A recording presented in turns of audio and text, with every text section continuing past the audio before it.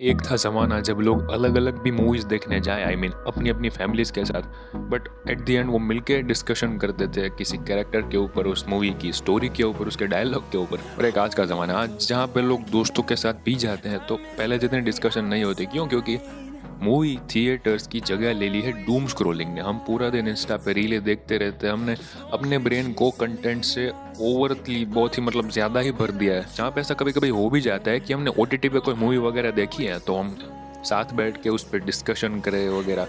आज तो किसी के पास टाइम भी नहीं है ना भाई। और टाइम से मेरा मतलब ये नहीं है कि सब लोग अपने करियर पे फोकस कर रहे हैं वगैरह वगैरह, नहीं भाई।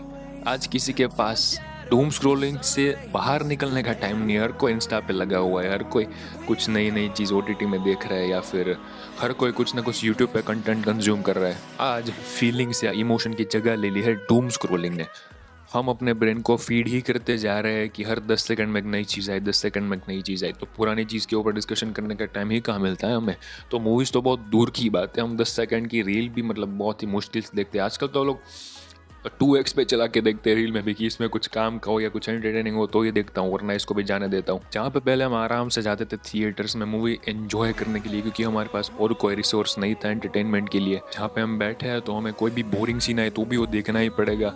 हम उसको स्किप नहीं कर सकते, हम उसका गाना चेंज नहीं कर सकते थिएटर में। एंड नो डाउट पहले की मूवीज थोड़ी सी बेटर तो ज़रूर थी, बट इसका मतलब ये नहीं है कि आजकल की जो मूवीज़ आ रही है वो एकदम बेकार है। वो भी डिस्कशन तो एक डिज़र्व करती ही है भाई। इसीलिए तो मैं और बाकी जो इतने भी मूवी रिव्यूअर्स है, मूवी एनालिसिस वाले हैं, उनका चैनल चल रहा है। आई मीन मेरा तो नहीं चल रहा, बाकियों का चल रहा है। हाँ, इसका मतलब ये है कि आज भी कंटेंट तो बहुत अच्छा आ रहा है, बट आजकल लोगों के ब्रेन इतने हाईजैक हो चुके हैं कि उनको डोपामिन की कांस्टेंट आदत ही लग पड़ी है। इन सिंपल वर्ड्स होता क्या है कि हमने ओटीटी पे कोई मूवी देखी, थिएटर में तो चलो बैरली ही कोई जाता होगा, अगर किसी को थिएटर एक्सपीरियंस चाहिए तो जाता भी हो। बाकी हम लोग इतने आलसी हो चुके हैं। I tell you with an example. मेरा एक दोस्त था, मैंने उससे कहा मूवी देखने चलते हैं, तो उसने कहा नहीं भाई 2-3 महीने में ओटीटी पे आ ही जाएगी तो अब क्यों खर्चा करके जाए। तो और वो मूवी पता है कौन सी थी?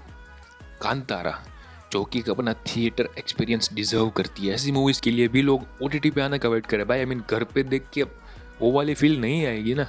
प्लस उसमें ऐसा है कि आपने एक शो को वॉच कर लिया, उसके बाद आप रुकते नहीं हो किसी चीज़ को। मतलब according to a scientific study हमारे ब्रेन को प्रोसेस करने के लिए भी टाइम चाहिए। इसीलिए तो ना हमें पहले के टाइम जब गुरुकुल वगैरह हुआ करते थे तो उधर हमें पढ़ाया जाता था। बाद में फिजिकल एक्टिविटी के लिए भी अपना एक अलग टाइम प्रोवाइडेड था ताकि उसमें फिजिकल एक्टिविटी हो जाए, प्लस लोगों से घुलना मिलना उसमें होता रहेगा और अपने दिमाग में बात भी अंदर प्रोसेस होती रहे, थोड़ी उतरती जाए।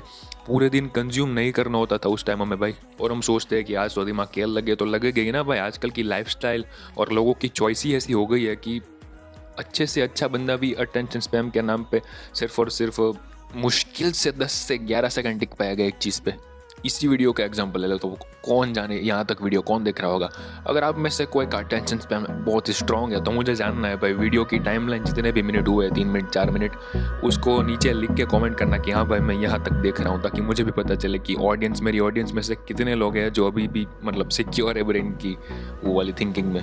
अब बैक टू द टॉपिक, एक शो खत्म किया ओटीटी पे, उसके बाद हम तुरंत दूसरे शो पे वॉच कर जाते हैं। यानी हमारे ब्रेन को प्रोसेस करने का टाइम ही नहीं मिलता, उसका कैरेक्टर्स, उसकी स्टोरी वगैरह कुछ भी। कल मैंने रिसेंटली वाइकिंग्स देखी थी तो अभी मुझे देखो मोटा मोटा पता है कि क्या हुआ था, रैगनारी है वो, बट उसकी ब्रीफ में जो स्टोरी है वो मुझे बिल्कुल भी याद नहीं है। Rather than first thing I watched on OTT was Mirzapur. Mirzapur का मुझे बहुत ही डिटेल में कई टाइम तक याद था भाई, कई सालों तक, क्योंकि उसको मैंने धीरे धीरे करके देखा था। प्लस उसके बाद मैंने अपने दोस्तों के साथ डिस्कशन की थी क्योंकि वो बहुत ही ट्रेंड में था तो सब उसके बारे में जानते थे। तो उसके डायलॉग, उसके कैरेक्टर्स, प्लस मीम कल्चर का भी बहुत बड़ा उसमें योगदान है उसको फेमस करने में। तो इंटरनेट पे मीम्स वगैरह देखे थे। हाँ मतलब उस टाइम भी हम इंस्टाग्राम यूज़ करते थे, बट आज के जितनी doom scrolling compare to that time उतनी नहीं थी भाई। जैसा मैंने कहा, हम अपने ब्रेन को टाइम ही नहीं देते कि इस मूवी की स्टोरी को अपना ब्रेन अडेप्ट कर पाए, उसके बारे में सोच पाए, ना तो उसके बारे में कोई डिस्कशन होती है भाई। Because everyone is constantly consuming. कोई ऑफिस से थक के आ रहा है, कोई स्कूल से थक के आ रहा है, कोई कॉलेज से थक के आ रहा है तो अपना फ़ोन लेके बैठ जाता है और आपको पता भी नहीं चलता कि आपकी एनर्जी ऑलरेडी ड्रेन्ड है और वो मेंटली और भी ड्रेन होती जाती है जब तक आप स्क्रॉल करते हो ना तब तक, क्योंकि आपके ब्रेन को आदत हो चुकी है कांस्टेंट डोपामिन की। उसकी स्ट्राइक आई मीन उसकी स्पाइक अगर आपके ब्रेन को एक बार मिल गई तो वो सोचेगा चलो भाई मेरे ब्रेन मुझे रिवॉर्ड मिल गया है तो मुझे आगे कुछ करने की ज़रूरत ही नहीं है। तो इसका सॉल्यूशन तो आई गेस यही है कि हमें वापस से पहले के मोड में चले जाना चाहिए, थोड़े थोड़े करके एपिसोड देखने चाहिए रोज़ एक एक ऐसे। बिंज वॉच तो I don't think it's a good idea. बाकी मूवी रिव्यूअर्स के तौर पे तो मुझे तो अपने मेंटल हेल्थ के लगा कि भाई मुझे तो बिंज वॉच करना ही पड़ेगा, क्योंकि 2-3 दिन में रिव्यू ना आए ना तो उतनी रीच नहीं मिलती। बट एज एन ऑडियंस आप ऐसा ट्राई करो कि बिंज वॉच ना करो। फर्स्ट तो ये हो गया। सेकंड, इसका सॉल्यूशन ये हो सकता है कि इसके कैरेक्टर्स के ऊपर, इसकी स्टोरी के ऊपर आप अंदर डिस्कशन करो। मतलब अगर आपका फ्रेंड सर्कल उतना स्ट्रांग नहीं है कि मूवीज़ के बारे में सोचना या वगैरह बात करना नहीं पसंद, तो आप किसी यूट्यूबर्स के साथ उसकी क्या बोलते हैं कम्युनिकेट कर सकते हो उसके बारे में। थर्ड चीज़ है, आप शॉर्ट फॉर्म कंटेंट को बहुत ही कम कर दो कंज्यूम करना, जैसे कि यूट्यूब शॉर्ट्स हो गया, इंस्टाग्राम रील्स हो गया। ये ना तो सिर्फ आपके अटेंशन स्पैम, डोपामाइन स्पाइक को फिक्स करेंगे, बट आपकी लाइफ में जो ओवरऑल आपकी मेंटल हेल्थ होती है वो भी इंप्रूव होगी। Because studies show that a Doom scroller lakhs focus. आप उसको क्विट करोगे तो आप पढ़ाई में भी अच्छा परफॉर्म कर पाओगे, आपको अपनी लाइफ में कोई और चीज़ करनी है तो आप उस पर भी ध्यान दे पाओगे। और फोर्थ चीज़ है, हम साथ में देखना शुरू करना चाहिए, मतलब थिएटर में वापस से जाना।